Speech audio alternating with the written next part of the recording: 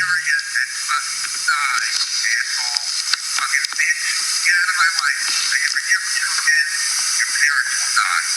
That's the fucking governor. Who's that? Spitzer. What case was that? I represent the Russian girl that was charged with extorting him for $400,000. This fucking piece of shit. This is a domestic violence. Yeah.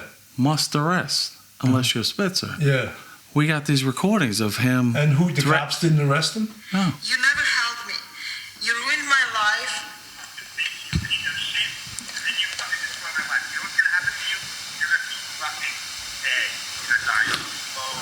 It's fucking Spitzer. Wow. Too bad it wasn't Cuomo. I'd like to see that cocksucker at college. Nobody wants him more than I do. He sued me when I was a cop. Oh, really? He was in private practice. He needs to have his... No, you know who I'd rather see get punched? His brother. Chris? Fredo. Oh, I thought what he was a great like... way to start off the second half of the show here. Sorry. We're back, man. We're back with part 2 with our guest today. That's so funny. He's a lawyer, but he's currently running for the Queens DA. He gave us a great first hour. Joe Murray, what's up? Yeah. Before we start, I just want to mention what a beautiful day here we are in the palatial estates up here in Ossining. And we wanted to finish up because we promised the last tail end part of this story, the civil part of your story. Oh, my God. That started off with the altercation that you had with a detective from... The 10th. The 10th squad. 10th squad, yeah. And crazy. That guy took a swing at you. So wait, so I got transferred to the 3-2. That's what I think that's The where Tomb we of were. Gloom. The Tomb of Gloom.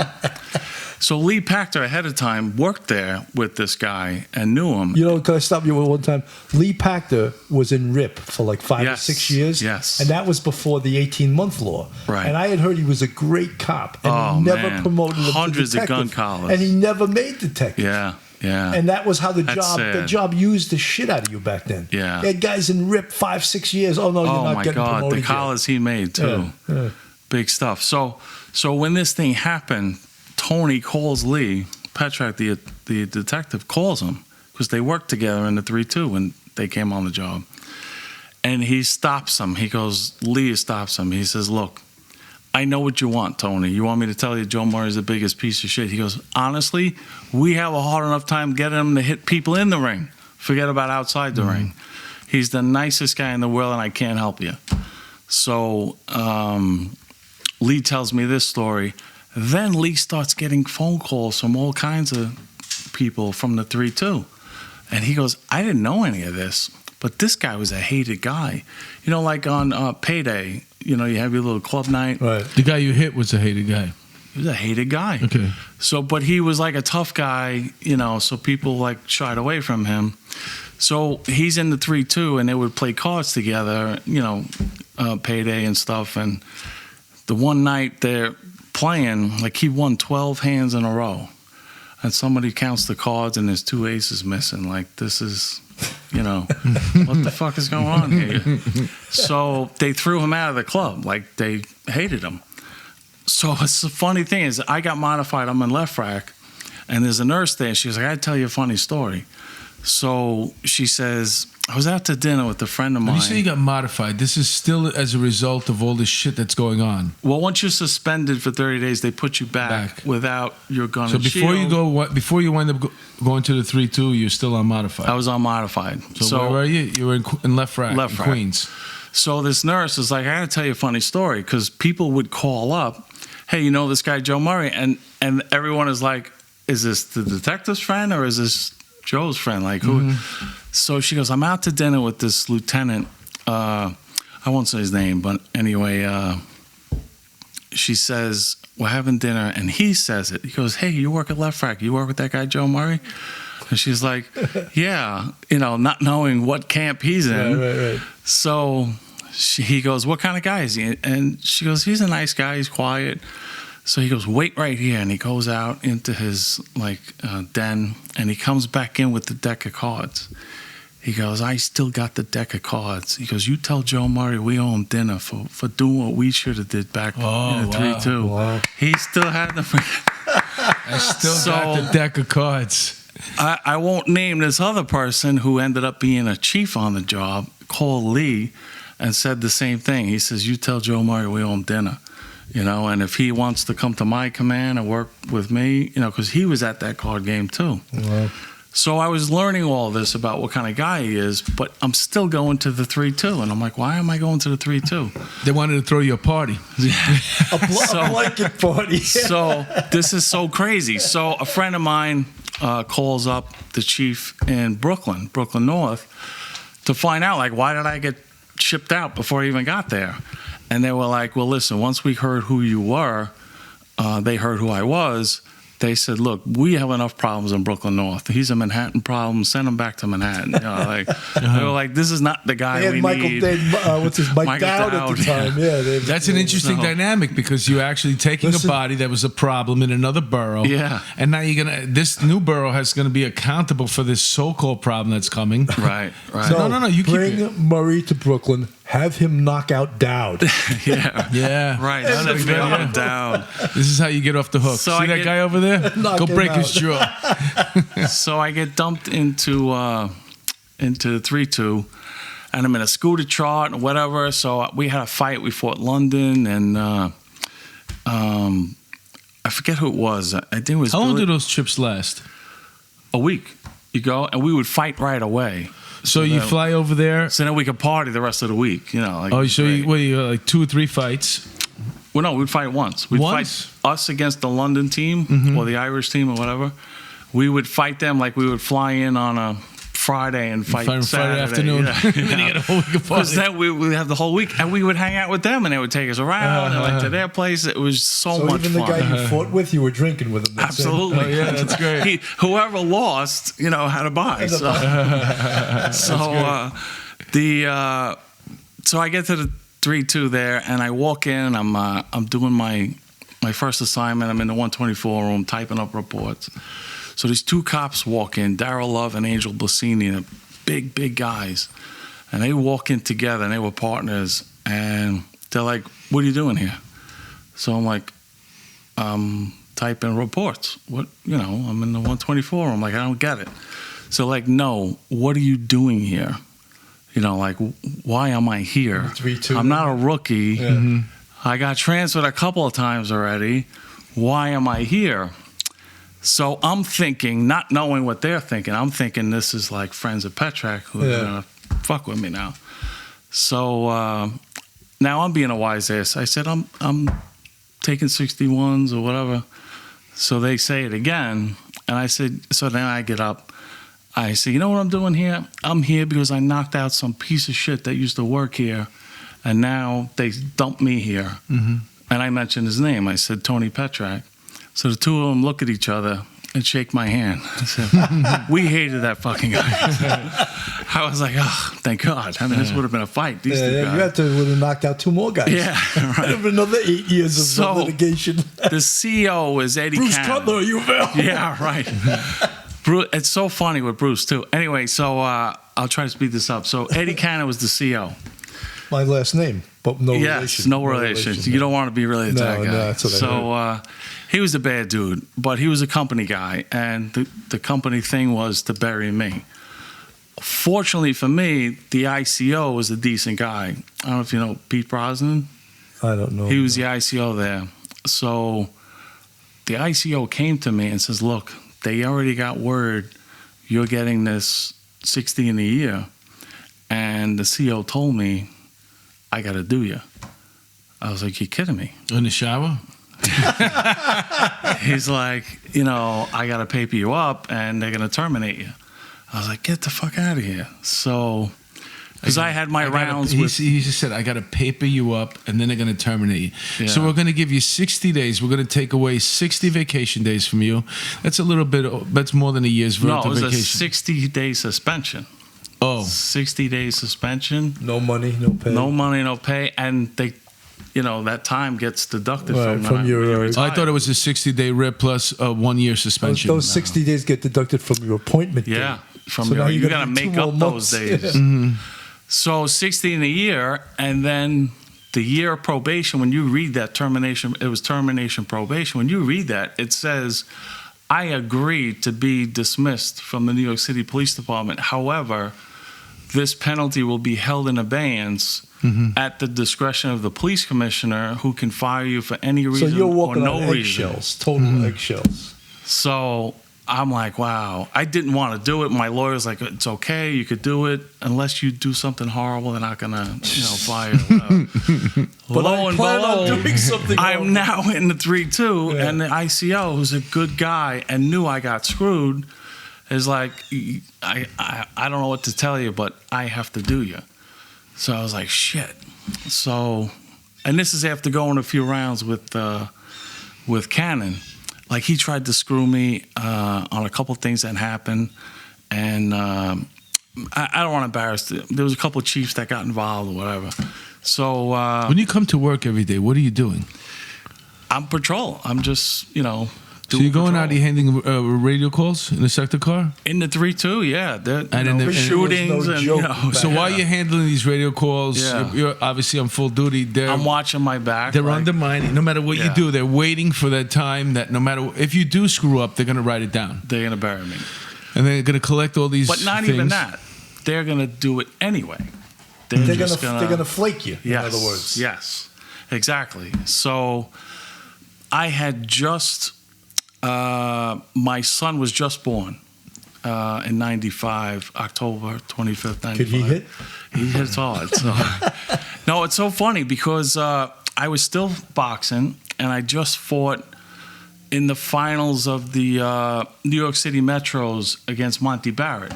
I don't know if you know Monty Barrett. Monty Barrett, yeah. He was, I remember Monty Barrett. Didn't he fight? Heavyweight champ. He had 2 belts.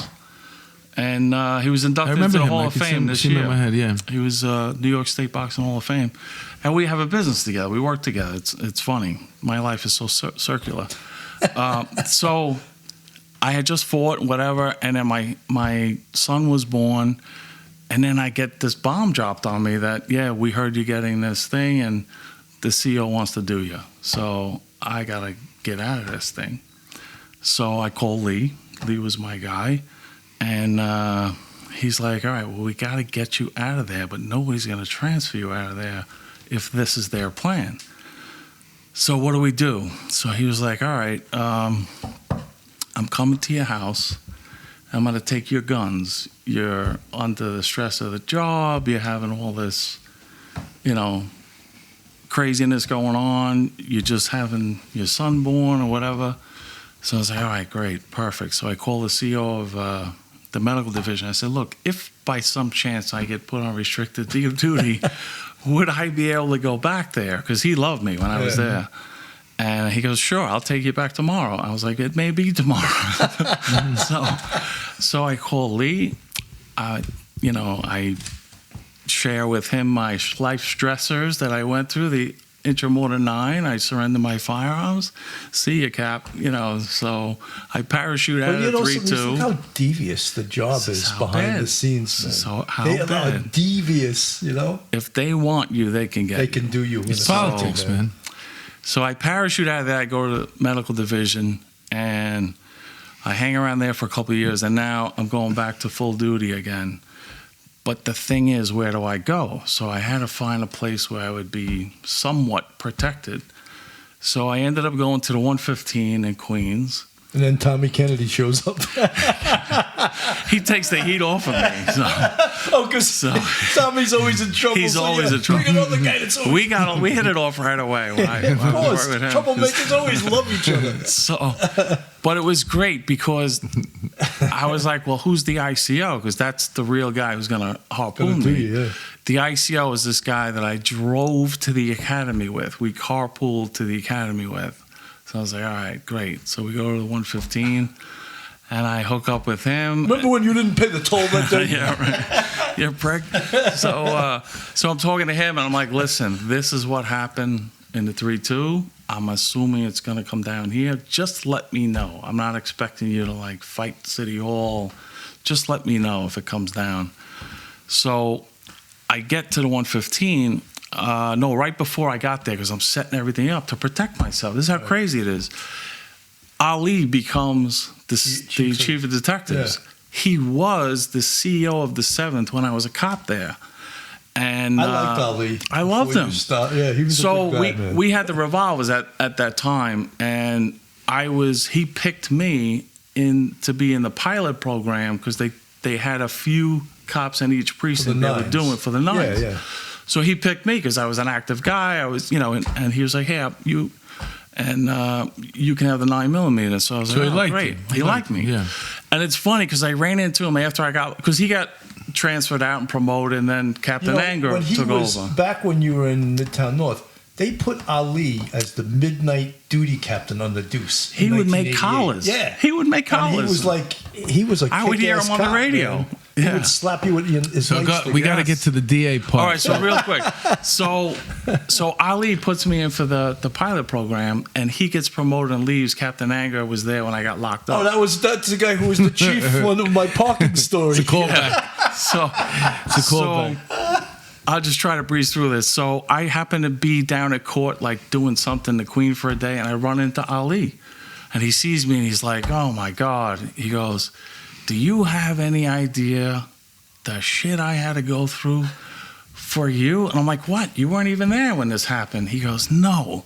They were questioning me. How did you give this fucking nut job a 9mm?" So I was like, "I'm sorry, Chief, whatever." So now I get restored to full duty, and I'm going to the 115 now. So I'm like, "Look, I got to," because Chief Hill picked up the torch after Borelli He wanted left to do me. So I said, "I'm going to Ali," because he's the chief of detectives. So I go into his office, I go upstairs, and he's like, "Oh, I'm glad to see you doing all right. You were a good cop, working with me." And he goes, "What can I do for you?" I said, "Chief, I don't want anything. I have everything all worked out. I'm going to the 115. I know the ICO, whatever. I just want to know from you that I'm not going to be hunted by your office, and you guys are not going to pick up the torch that Borelli and Chief Hill. carried on." So he goes, "You have my word. Nothing's going to You come think he out of it." backed off Hill? I don't know. I'd like to think so, but so I get to the 115, thankfully, and I complete my probation and whatever. But I'm sorry. So now you're off probation. Now There's a moment here where you're in civil court. Yes. And you start. What happens? Oh my God, civil court. So this leads to you becoming a lawyer. Yes. So this case takes 8 years to go to trial. The stuff that went on, I actually had to sue the PBA. I had to sue them to pay for my legal representation because at that time I was broke. Right.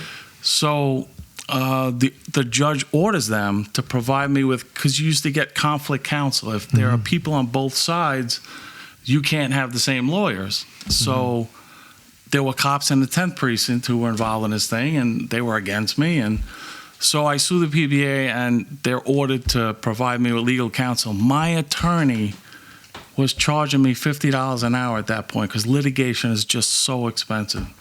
Which that's nothing, right? 50 an hour? Nothing. Yeah, it's zero. So he said, "Look, I'm happy to continue as your attorney, and I'll do the same rate. We'll just do the corporate rate of, $50 an hour." So I contacted PBA. I said, "Look, my guy is willing to take the $50 an hour." And they were pissed at me because I sued them. And they're like, "No, you don't get to pick your lawyer. We pick your lawyer." So they picked this firm that was charging $3.50 an hour. And the guy, because I had a good connection with that firm, the guy that handled my case was a good guy. But they blew through that. And then when Patty Lynch got elected, he wanted to get rid of all this conflict counsel stuff that was going on because I think he was concerned that there were kickbacks or whatever. So it in my opinion, like it was almost like, how much is Joe Murray's legal fee? $9,500 right now we paid. Okay, there's a new rule: $9,500, you don't get a lawyer. That's the cap for conflict counsel. I was like, are you kidding me? On the eve of trial. So what did you do? PBA comes down. So I had to represent myself. So were you an attorney at the time or no? I was a high school graduate. I had one semester of college. Oh my God! But I had to do this. I mean, what am I going to do? So no money. The judge was trying to counsel me. She's like, you really should have an attorney. I'm like, Judge, I'm broke. I just can't do it. So I had a good friend of mine, Tom Galligan, who was the most honorable person I know, was a judge in Manhattan. You may know him. He did the Central Park case. Yeah. He was my mother's godfather.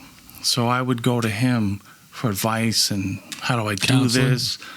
And he was doing jury selection. Godfather. So he would have me sit in to watch how lawyers would pick juries and stuff. So I'm learning as I go. So anyway, make a long story shorter, I go through this. I pick the jury.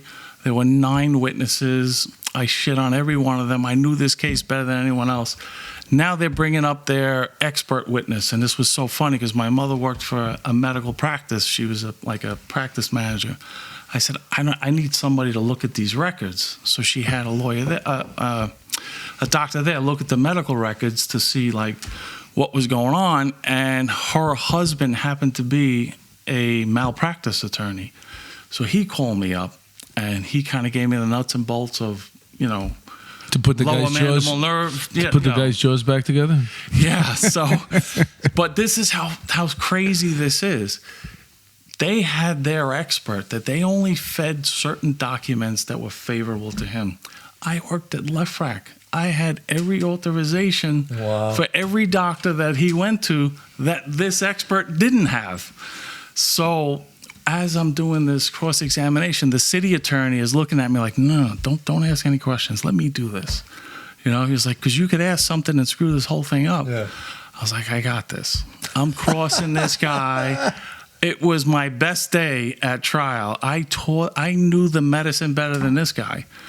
And then when I asked him, I was like, so you're saying there was nerve damage and there's evidence of a neuroma and, like going through all the terminology. And he's looking at me like, how's this guy? This dumb boxer. So he thought this was going to be, This was on gonna and walk off. in the park. Yeah. So I said, well, wouldn't it, he had a CT scan, but wouldn't an MRI have, revealed whether or not there was a neuroma? He was like, yeah, it would have, but the one wasn't done. I said, can I have this marked and shown to the witness? What is that document? He goes, it's an MRI, So that was great. And then, I tore him up. So now I'm on the stand. It's like Uncle Vinny, NYPD version. Yes. So my Uncle Vinny, my Uncle Joe Murray. So he calls me as a witness, and in civil court you have to take the stand. You can't. It's not like criminal court. So I'm on the stand now, and the batting order was the plaintiff went first, the city attorney went, and then I went, like as attorneys would go. And you would go one round, and then you could do a recross, and go round and round. So I'm on the stand now, and he's questioning me, and he's going through the whole thing, and he gets to this one part, and I see, he asked me, the punch, he threw a punch, did he hit you? I said, yeah, he hit me. It was like a glancing thing. He didn't hit me in the face. So he says, did you have any injuries? So I was like, oh, I'm sorry. So he says, well, did you have any injuries? I said, actually, I did. Now I see this panicked look in his face because as a lawyer, you never ask a question you don't know the answer to. That's right. And he just had to know what was the injury I had. So he's like, so what was the injury you had? I said, I had these cuts on my hand. So he goes, well, what was that from? I said, must have been all the glass in his jaw. A freaking jury, cracking up. Exploded and left. Oh, my God. So we're doing our whole thing, and the city goes, and he questions me. Now it would have been my turn to question me. How do I question myself? So the judge is like, you know what, we're going to stop here. When it's your turn for the defendant to present your case, you could testify and then we'll continue. So I was like, wow. So then they call their last witness and they rest. So once they rest, the judge looks at me and says, "Do you have witnesses?" And I did. I was calling Ali. Yeah. I was calling him to come down. Pacta. Like I had a couple A witnesses. rogues gallery of witnesses. So, but I didn't have a losing day. I shit on every one of his witnesses, including him. Oh, I didn't tell you that. When I had him on the stand, so funny. I had him on the stand. So I'm questioning him, like, where was I when position me for the jury? Where was I? Okay, you were standing here next to the table. And where were you? I was up on the desk. So I got up on the desk, the defense table there. And I said, "Where were your hands?" He goes, "Well, they were behind me." So I'm like positioning myself. I said, "Okay, so this is how you're sitting, right? This is how you're sitting when a cop confronts you about handcuffing and smacking another guy around, a friend of his. This is how you're sitting." He goes, "No, I wasn't sitting like that." I said, "Your Honor, could I please have him step down off the stand and position us where we were for the jury?" Oh, this is great. She goes, fine, that's fine. We haven't seen each other in 8 years. Yeah. So he now gets down off the stand. He's walking towards me. So he gets like closer to me, and I'm like, "So where was I when? Position me where we were? Forget it. I don't want to do this anymore. I don't want to do anymore. I want to go home. Sorry, Mom. I want to go home." Can we make this stop? Oh my God, he Bob! was Make this stop. stuttering, stumbling, and I'm thinking to myself, "This guy's a homicide detective. He Yeah. testifies all the time.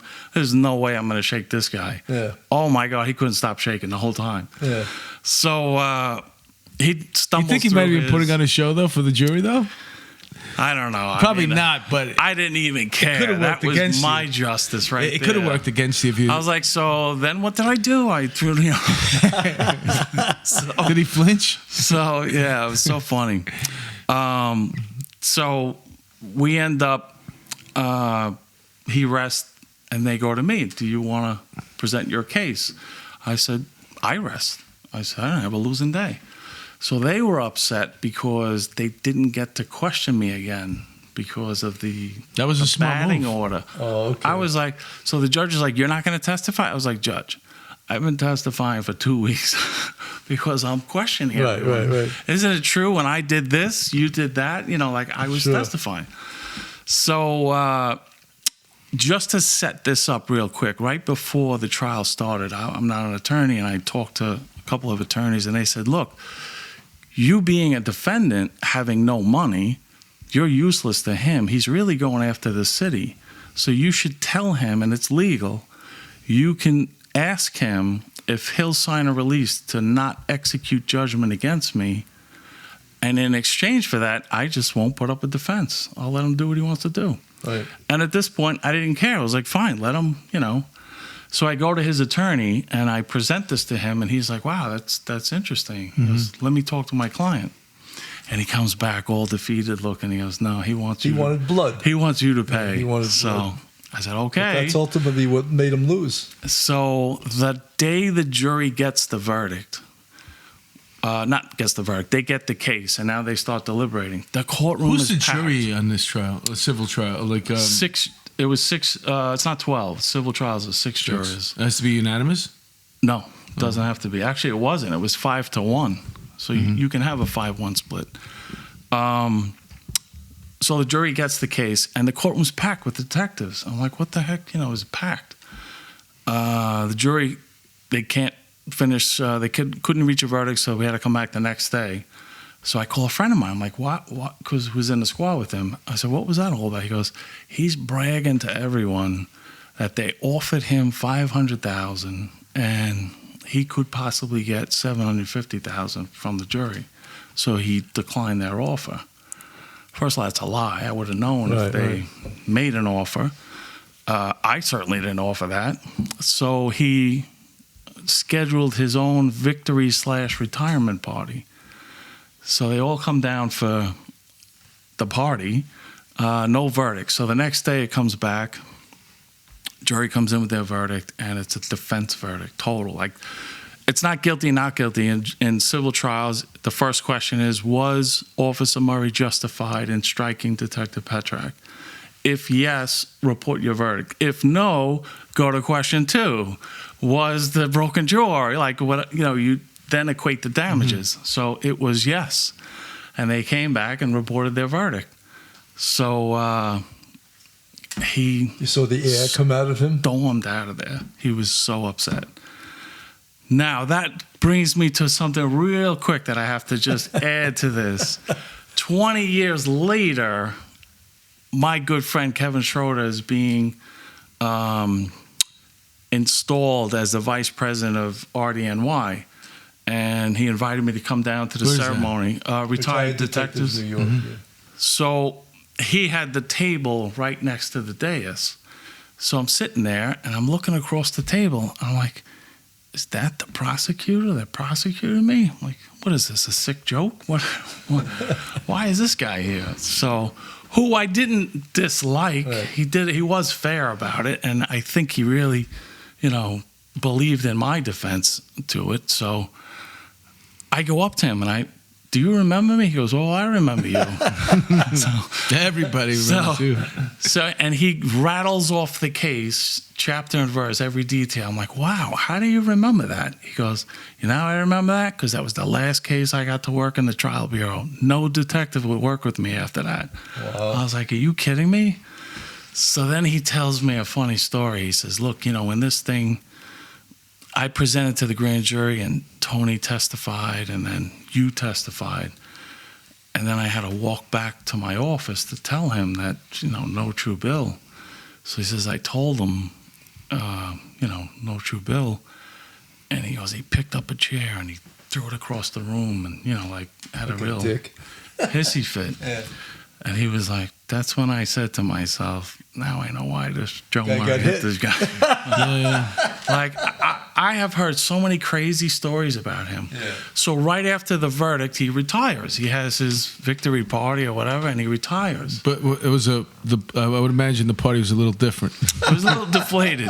So Was it There with no a 40? shrimp. No, there was no shrimp. There was no caviar. It was just It was 40. It was just sandwiches. Yeah, a couple of And 40s coffee. on the west side over there, in the West Village, under some bridge. I get a phone call from a friend of mine who's in the squad there, the homicide, and he says, you're not going to believe this. He goes, he retired.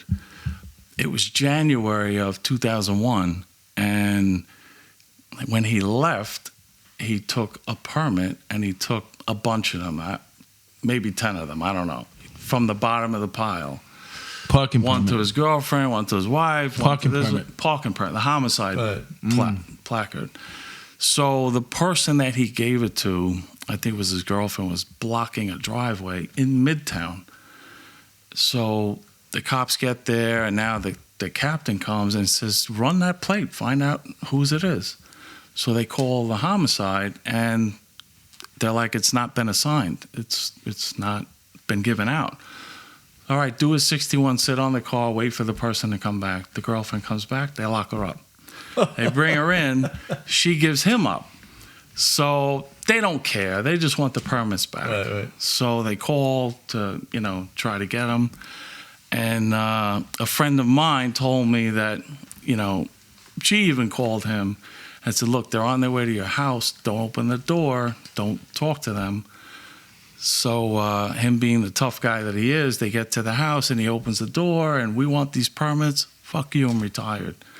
They were like, no, fuck you, you're on terminal, you're suspended, give me your gun, give me your shield. Oh, wow. What a This guy, not Couldn't get only- out of his own way, man. He's just, So this little experience that you had with the civil court, this tiny experience that you had in your life, tiny little thing. I win this it trial. dominated your whole existence, but it turned out pretty good. It did. The Why? judge tells me, she says, Officer Murray did an amazing job at the trial. You should consider going to law school. Okay. But didn't you have to finish So- college first? I went one semester. That's a lot of schooling you had. So I'm going to school, and then 9/11 Happened, came after that. And You go to school while you're still working. I was still working. So, I was so torn by that. I had a lot of anger inside of me after all this nonsense that I went through, Right. and they put me through.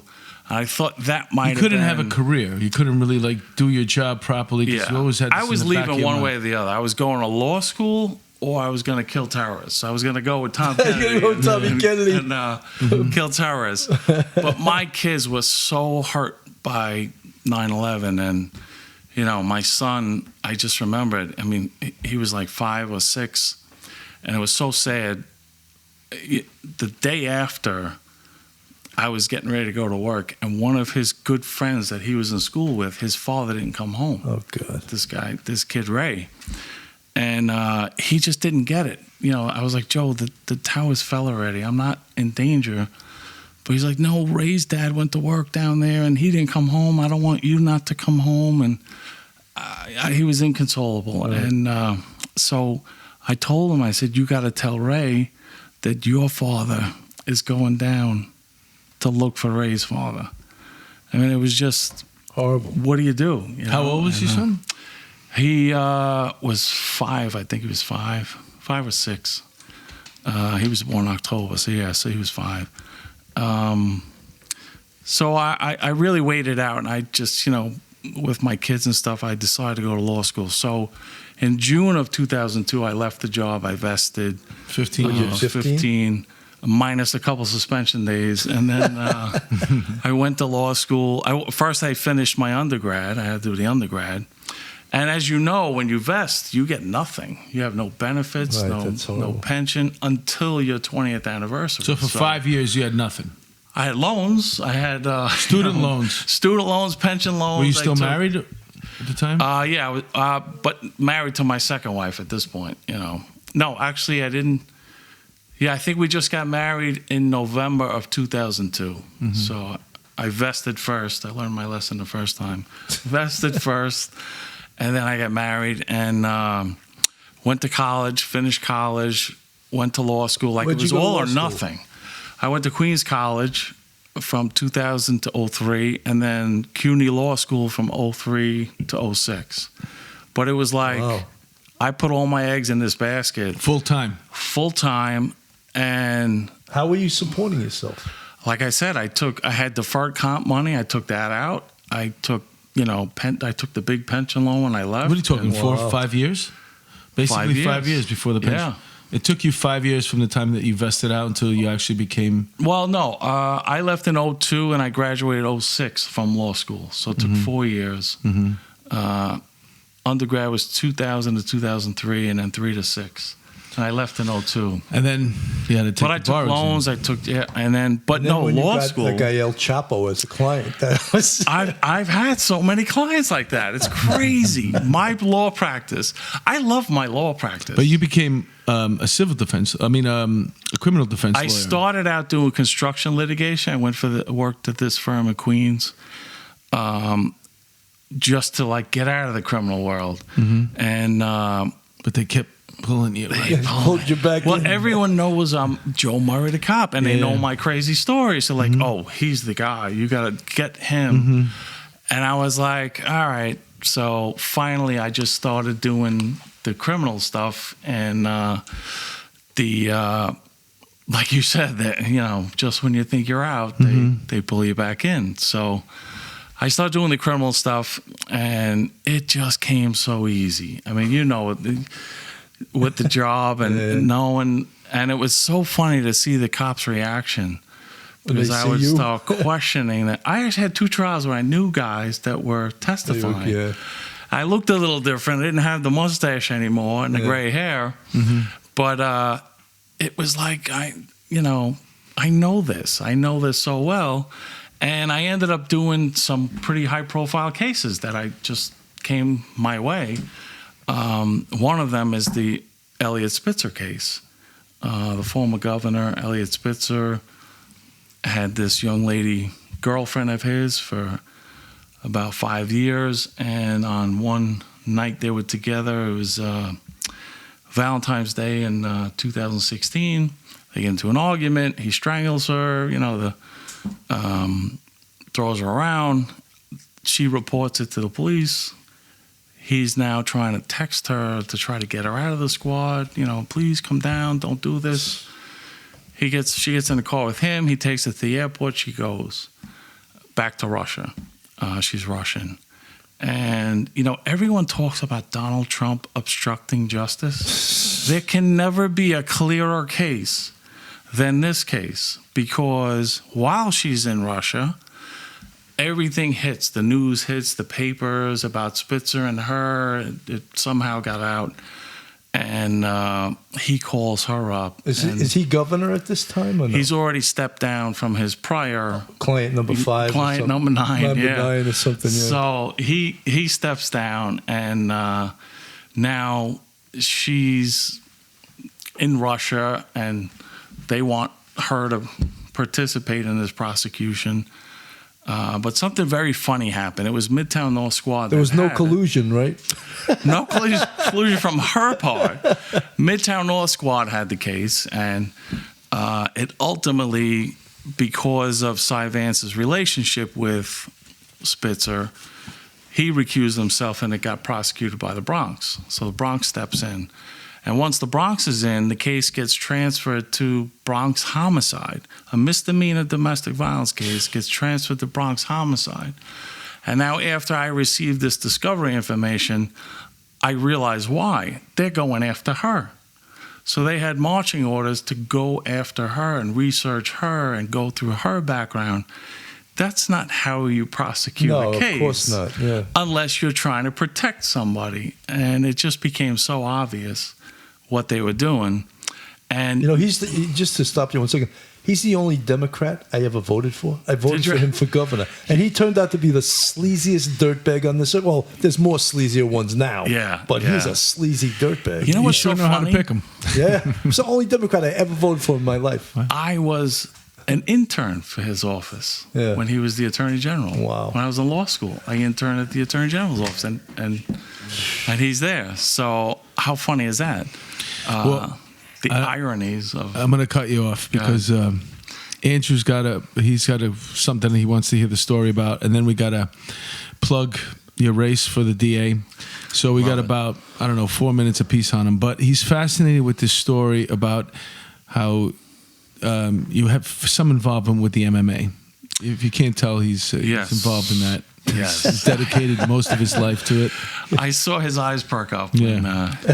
So aside from the Spitzer case, and I've had some other high-profile cases that just seem to come my way, Conor McGregor is their, big UFC guy. Right. He's like the franchise. And as you may be aware, back last year, he attacked the bus at Barclays Center. And well publicized.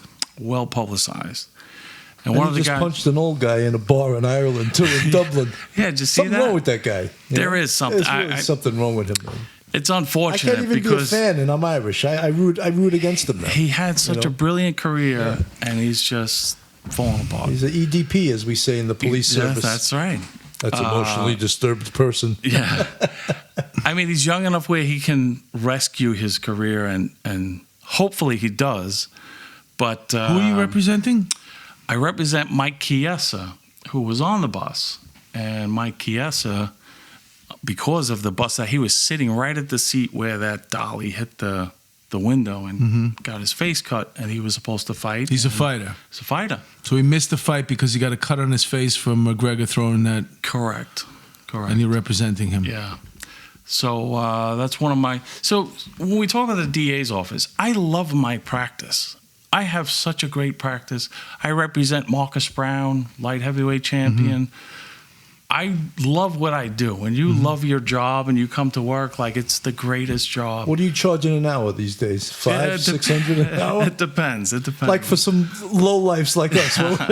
You said you love your practice. You're ready to say. I love it. Ready to say, but this Democratic primary that just took place in Queens was shocking. It was just shocking how far to the left everyone is going. And this nonsense that I see going on with... Richard Brown passed away. He did, yeah. He was a good DA. He was good. You're talking about the anti-police sentiment out there. There's water bucket dumping I see videos of people like... They're all taking pictures while cops are on the floor struggling with people. Nobody's helping. No. And people even trying to pull them off. So even though you love your practice and you love what you do, you feel an obligation to... You know what really hurt me is that not one person came forward. There's 5 DAs in New York City for each borough. Not one of them took a stand and said, not in my borough. You will not treat cops this way. Mm-hmm. And we're going to back the cops and we're going to prosecute those. We're not going to plea bargain those cases. Send a message. But it's an uphill battle. But we don't do this in a civilized society. And I tell people all the time, like, I represent defendants. Who's in there now? The acting DA is Jack Ryan. He was under... He used to be with the FBI, and then he wrote books, and he's not a TV running. show, right? He's not running. He wants nothing to do with Jack it. Ryan. No. Well, Joe, how many DAs are running for the Republican nomination?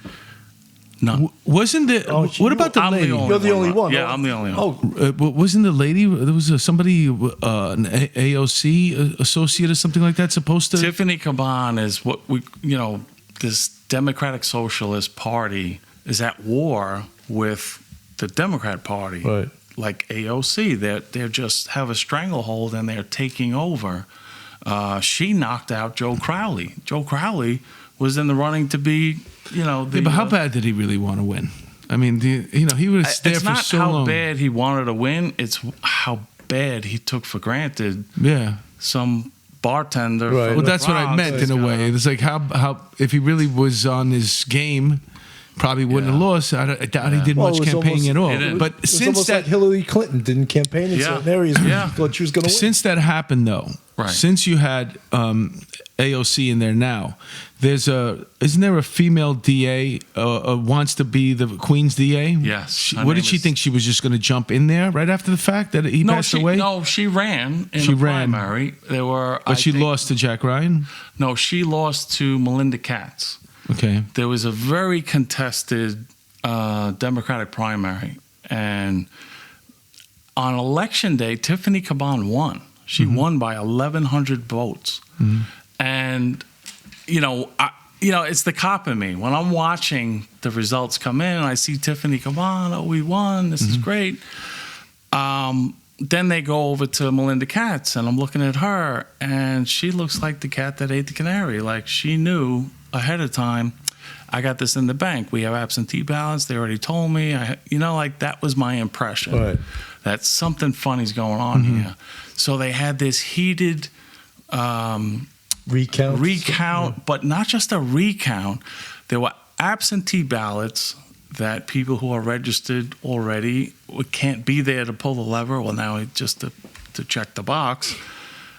They send them in, but there's affidavit ballots, and the affidavit ballots are people who show up at a polling site and they go to sign the book and their name's not in the book for whatever reason. Maybe they, just registered, or there was a defect in the way they registered. They didn't, do a party affiliation. So what happened? So what happened is they were doing the recount, and I think over 100 absentee ballots were thrown out.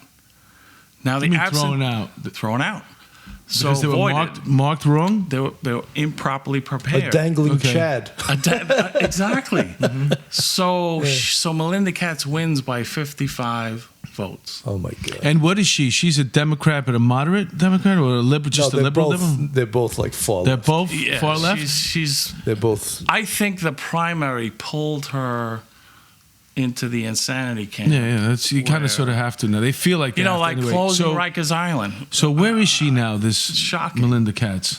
She's the current borough president in Queens. Okay, but the DA's office now. Richard Brown passes away. So the acting DA is Jack. So Ryan. he was the next one Not up. the Hollywood Jack, but yeah. So then he was the next one up. Yeah. But now at this coming elections, who are you running against? It's now. So what happened is I backed. Obviously, he probably wants to keep the job. No, he's Jack, out. He don't want it? He's done. Okay.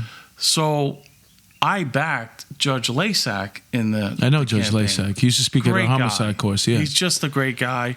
He has so much experience, 25 years as a prosecutor, 14 years on the bench. I appeared before him. I loved him. And when he ran, I just fully supported him. I was very disappointed that, the turnout was just horrible. Well, how are you going to get the turnout to? And he lost. So the Republicans asked him, because Melinda Katz has no qualifications to be DA. She's never had any criminal justice experience. Why should that stand in the way of her getting the job? One might think. So the Republicans asked Greg Lasak to run on their line, and Greg just said, I'm not going to do it. So I said, well, listen, if you don't mind, I'm going to do it, because this is insane what they're trying to do.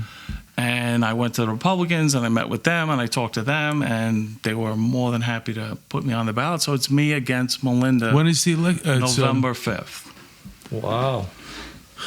So all right. So I think you should tell her to meet you in the 10th precinct. I got to get. We got to get people out to vote. But I got to tell you, the biggest thing when I go and I have my speaking engagements, I introduce them, tell them who I am. Sometimes I'll even give them some of the story as to how I got here, because I want to make clear I'm not a politician. I love my job. Melinda Katz is term limited out. She needs a job. I don't need a job. I love what I do. So you're willing to be of service. I'm re-entering public service to do the right thing, because there's crazy laws that were just passed about no cash bail. You know what I couldn't believe? That a perpetrator that commits a violent crime can go visit the crime scene. Not only visit the crime scene, like, oh, are you kidding me? The witnesses and victims' information is going to be ordered to be revealed to them. That is outrageous. Who are you going to get to prosecute these cases? Nobody's going to want to come forward. And witnesses, right? They're going to say, "I'm not getting." It's insane. So somebody with a little backbone and knowledge and experience. But this is coming from the state legislature. Yes. We got to push back and fight. It's going to happen. These people are nuts. Because once this starts happening and it's a relative of theirs, this is a 2019 election? Next month. So it's coming up. Next month. Wow. We got to get the people out to vote. Yeah. So it's so important. Too bad we're not national yet. But it's only for Queens. It's you got to vote in your borough. Queensboro. I can't come over there and vote. Well, you can. If you're a Democrat, you could vote. You know, there's plenty of dead people on the rolls. Yeah, that's right. You know, you can't do that thing where you could exchange votes with somebody across the country. Maybe you don't need identification, because that's a it's stupid. That's a violation of your rights. Having ID. It's a federal law now. But real quick, so when I go to my speaking engagements, I tell them who I am and what I'm about and stuff. And I said, let me just take a poll for a second. And I said, just by a show of hands, raise your hand if you think we have corrupt politicians in New York. And everyone raises their hand. They look around. It's a very corrupt state. And they start laughing at each other like, this is ridiculous. Yeah. So I said, okay, next question. Raise your hand if you know the name of the last corrupt politician that was prosecuted by a district attorney. And they're just looking There's no one, right? Forth. So was the feds are the only ones that... The feds are and the feds are corrupt too. We've learned. We've seen that. But... why is that okay? And I tell them that. Why is that okay? We've just accepted it. We had the guy, the federal prosecutor, that Indian guy, and he was cleaning up, man. He was going after the Hasids and everything, and then all of a sudden he disappeared. No, he made the mistake. It was a Trump let him stay, but he made the mistake and started bad mouthing Trump. So he was like, "All right, I'll let you stay, but now you got to go. Get out of here." So that was it. After doing that, I explained to them, I'm a Democrat running on the Republican line. The Democratic Party hates me because I'm challenging their girl, and the Republican Party, well, he's a Democrat, will tolerate him because he's the most qualified. But so was Bloomberg. Bloomberg was a Democrat that ran as a Republican. Well, technically, so was Trump. But But the point is, I don't owe anything to either party. I don't owe anything to anyone. I'm a self-made guy. I'm going in this to fight corruption. And one of the things that I said I'm going to do, and I've already started recruiting, is I'm forming my own, the DA squad. I'm forming my own, what I call the untouchable squad. These are, first guy I asked was Mike O'Keefe, because I know Mike from years ago. Mike, and he's such a super smart guy and, not afraid of anything. I would love to get Tommy involved. I grew up in Queens my whole life. Everybody I know is still in Queens. I'm going to spread the word on social media, and I'm going to get everybody, including all my family and friends, to go out and vote for you. Oh, I was waiting for the for you. We have to push it. We have to checks for 50,000. Joe Murray. It really is so important because it really is. There's a lot depending on it. Queens is where I grew up. I love the borough. I think it's one of the last. I mean, as far as still do things the right way. Still, if there's a crime committed, that they will get prosecuted. You can trust them. Yeah. You know what's happening though? This is so funny. I call it the Trump factor. Like when people were polled and stuff, his polls were down, whatever. But when they went into the booth, they voted for Trump. That's how because nobody wants to have a headache of having to defend themselves for it. That's what's happening with me. I have people coming up to me. I have a big campaign headquarters right on Queens Boulevard, across from the courthouse, and people are just walking in off the street, and they're like, "Look, the Democrat Party is the Democrat Party. I can't donate to your campaign because all of that gets reported." Like, but you're so much more qualified. We're voting for you. There's a lot of people that they realize what's at stake. They want to build this 27-story jail right in Kew Gardens in a residential area. That's because they want to break up Rikers Island for some reason. I don't understand. Is it the real estate, or is it that they want to break up Rikers Island? I think somebody's getting paid on this. Every borough's supposed to get their own jail just so they can get to court quicker. It is the dumbest idea. How much? What difference is an hour or two making an inmate's day? Yeah. We're talking about travel time. It's come full circle where the inmates are more important than the public and people who haven't committed crimes. Well, if you're trying to let felons vote, then it's important that we get them out of prison so they can vote. But I gotta tell you, the right to vote. The funnest part about this is I can just be 100% me. Myself, me, and honest. The press, they're like amazed by me. So, like for example, there was a press inquiry. They sent both of us an inquiry to respond to an issue. So it was the raising of the age law that came in about sending cases to family court, which I don't agree with. And he goes, "We need you to respond to this by tomorrow, whatever, 4 o'clock or something." So I wrote a manuscript. I wrote the whole thing. Like, I never did a press inquiry, but I was like, all right, let me just put how I feel and what I think the law should be and why this is happening. So the next day I talked to the reporter, and he's laughing. And I'm like, what did I do something wrong? He goes, "We got 2 lines through 3 spokespersons from Melinda Katz. Yours was so detailed, we're going to put it on the back page." And we still had to cut it down to make it fit. He goes, "What's your word count?" They're so not used to somebody speaking from the heart and the truth. Right. So I do that, and I just got interviewed by another newspaper, the Queens Chronicle, and "Please come in. We want to interview you. Come in for a 1-hour interview." Well, 2.5 hours into the interview, because I'm going through this, I'm explaining to them. We can see how that is. I'm telling you. We can see how that could happen. I'm giving them the truth. Right. We talk stop and frisk. Prison stop question and frisk. Don't leave out stop the question and please. frisk. All right, well, let's just pump it up. Let's pump it up. Let's get everybody out there who's a fan of the show and you live in Queens to go out there on November 5th and vote for Joe Murray.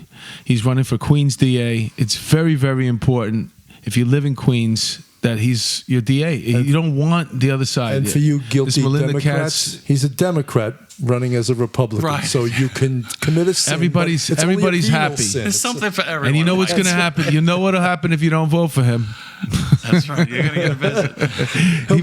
He might stop by your house and pay you a visit. You better have a good dental plan.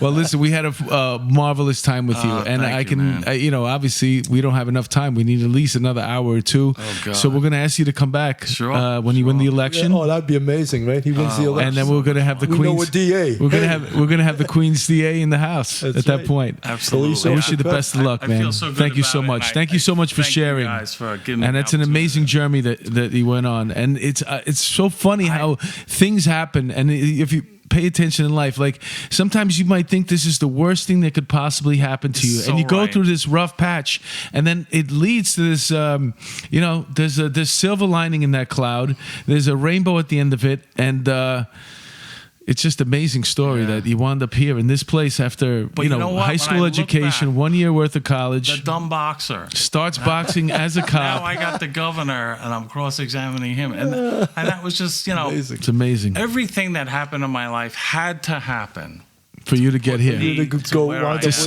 save Queens. I didn't realize it then, but now everything. This is the first step. I see some brilliant things happening for you. Somebody who was a cop, a defense attorney, a violent felon, and then now you're new Queens representing MMA fighters. Right. So once again, if you're out there in Queens, make sure that you vote on November 5th.